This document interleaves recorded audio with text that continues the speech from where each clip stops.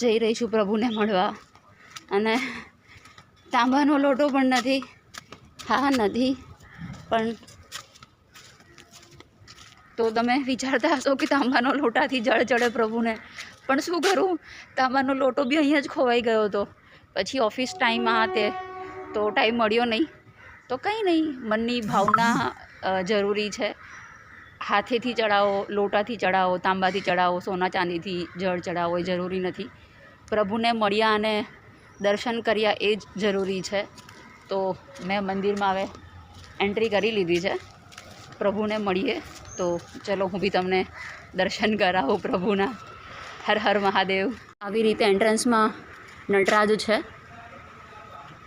પછી મંદિરમાં સ્વચ્છતા બહુ છે. તો પહેલાં હું તમને પ્રભુના દર્શન કરાવું. આ છે મંદિરની પાછળનો ભાગ. નાનું એવું ગાર્ડન છે. બહુ જ બધા બીલીપત્ર અને નાના નાના ઝાડ છે અહીંયા. સરસ છે. મને અહીંયા આવીને બહુ જ મજા આવે છે. મતલબ જ્યારે પણ હું આવું ત્યારે 2 કલાક, 2.5-3 કલાક ક્યાં જાય છે ખબર જ નથી હોતી. ઠીક છે, પ્રભુના દર્શન માટે તો એટલો ટાઈમ આપણે આપી જ શકીએ. પ્રભુએ તો પૂરી જિંદગી આપી દીધી છે. તો આ હતા આજના મહાદેવના દર્શન. હું મંદિરમાં જ હજુ બેઠી છું. એટલી પરમ શાંતિ છે. કાગડા, કોયલ ત્યાં પાછળ ગાર્ડનમાં બેઠા છે એનો પણ અવાજ હજુ અહીંયા આવે છે. એટલી પરમ શાંતિ છે. પ્રભુ તો પ્રભુ છે.